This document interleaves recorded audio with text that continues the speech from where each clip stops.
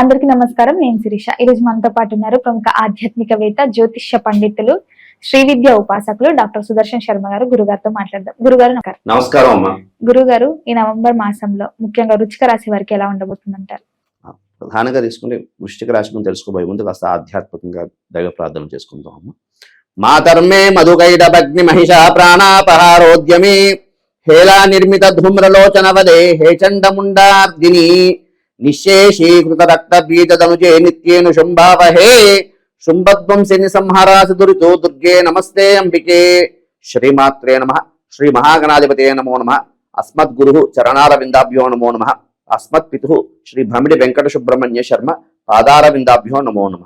అమ్మా, ప్రధానంగా వృశ్చిక రాశి వారి గోచార ఫలితాలు తెలుసుకోబోయే ముందు ప్రధానంగా ముఖ్య విషయం తల్లి, ప్రధానంగా ప్రతి మానవ జీవనంలో కూడా ఈ యొక్క గోచార ఫలితం అనేది 30% ఫలితాలు సూచిస్తున్నాయి తల్లి. ఎందుకంటే వ్యక్తిగతంగా వారి యొక్క జాతక రీత్యా గ్రహస్థితి అనేది 70% ఉత్తమమైనటువంటి ఫలితాలు ఇవ్వడానికి అవకాశం ఉంటుందమ్మా.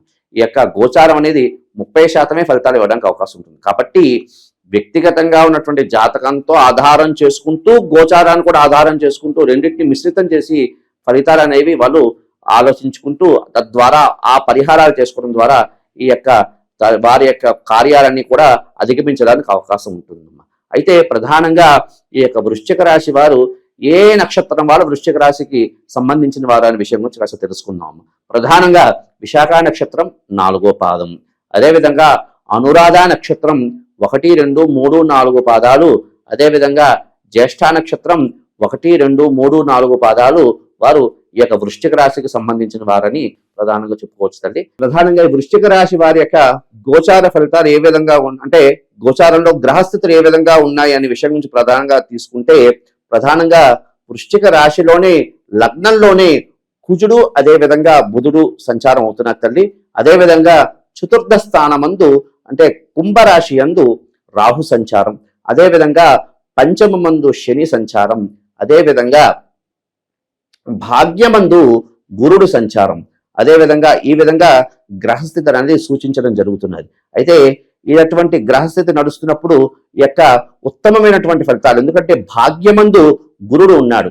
భాగ్యమందు గురుడు ఉండటం వల్ల ఈ యొక్క వృశ్చిక రాశి వారు ఈ మాసం చాలా అద్భుతమైనటువంటి ఫలితాలను చదివి చూడడానికి అవకాశం అనేది ఉన్నది.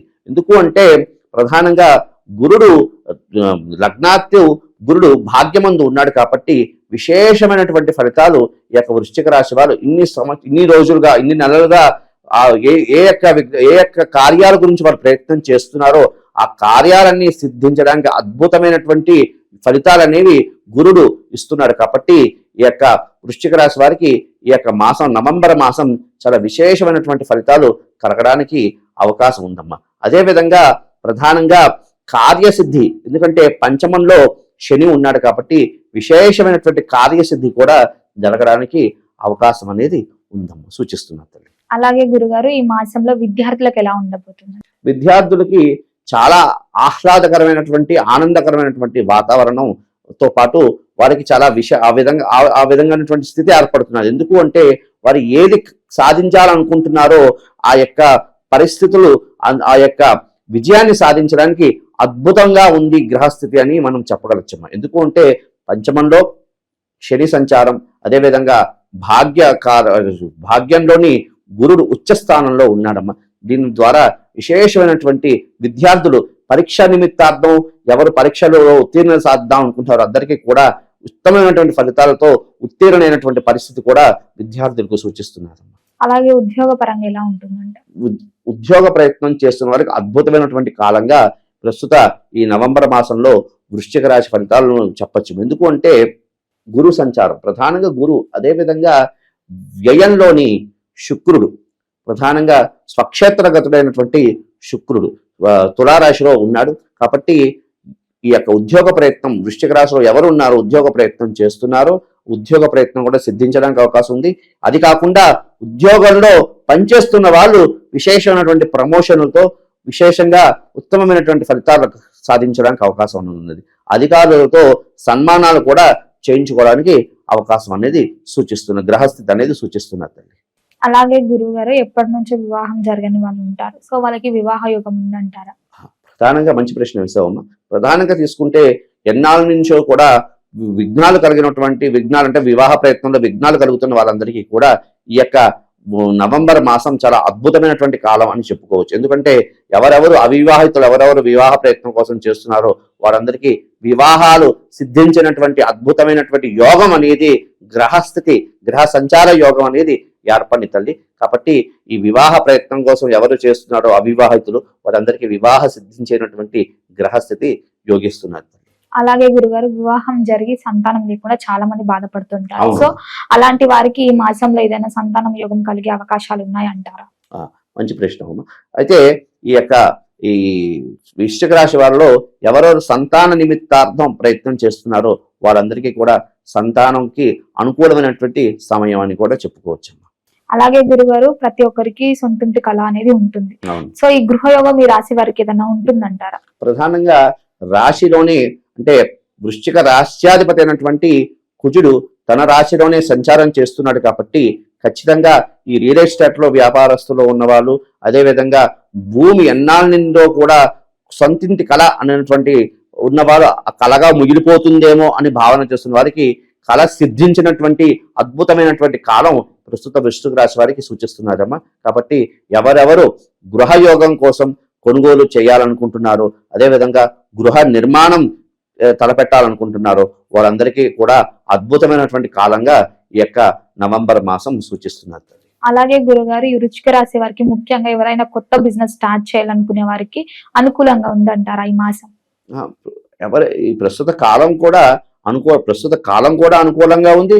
ఈ యొక్క వృశ్చిక రాశిలో ఉన్నటువంటి గ్రహ సంచారం కూడా అద్భుతంగా ఉంది కాబట్టి ఈ యొక్క వ్యాపార నిమిత్త నూతన వ్యాపారులు ఎవరెవరు నూతన వ్యాపారం చేయాలనుకుంటున్నారో వాళ్ళందరికీ కూడా అద్భుతమైనటువంటి కాలంగా మనకి సూచిస్తున్నది. ఎందుకంటే వృశ్చిక రాశిలోని బుధుడి సంచారం, కుజుడితో పాటు బుధుడు కూడా సంచరిస్తున్నాడు కాబట్టి వ్యాపార నిమిత్తార్థం ఎవరు చేయాలనుకుంటున్నారో వాళ్ళందరికీ కూడా అద్భుతమైనటువంటి, ఎందుకంటే వ్యాపార గ్రహమే బుధుడు కాబట్టి ఆ బుధుడే రాశిలో సంచరిస్తున్నాడు కాబట్టి అద్భుతమైన కాలం అని చెప్పుకోవచ్చు.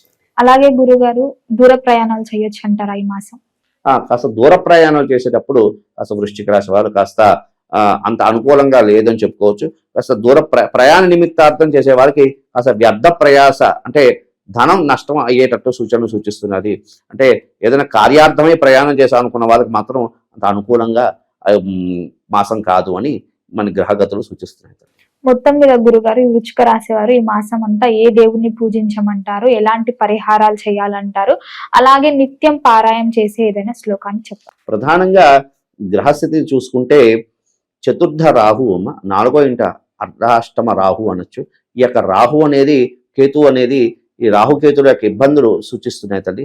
అదేవిధంగా కాస్త ఈ బుధుడు కూడా ప్రథమంలో అనుకూలంగా ఉన్నప్పటికీ బుధుడు ఈ యొక్క నవంబర్ కాలంలో మధ్యస్థంలో వక్రిస్తున్నాడు కాబట్టి కాస్త విష్ణు సంబంధమైనటువంటి ఆరాధన చేస్తూ ఉండడం, అదేవిధంగా విష్ణు సహస్రనామ పారాయణ చేస్తూ ఉండడం, అదేవిధంగా కాస్త వైష్ణవ సంబంధమైనటువంటి దేవాలయాల్లో తులసి మాల సమర్పణ చేస్తూ ఉండడం, అదేవిధంగా ప్రధానంగా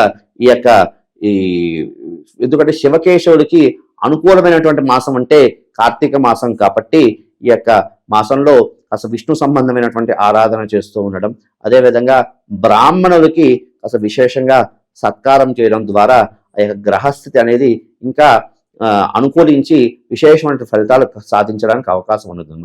ప్రధానంగా తీసుకుంటే ఈ యొక్క వృశ్చిక రాశి వారు అవకాశం ఉన్నవాళ్ళు సత్యనారాయణ స్వామి వారి వ్రతాన్ని కూడా చేసుకోవడం ద్వారా విశేషమైనటువంటి ఫలితాలు కూడా లభించడానికి అవకాశం అనేది ఉంది.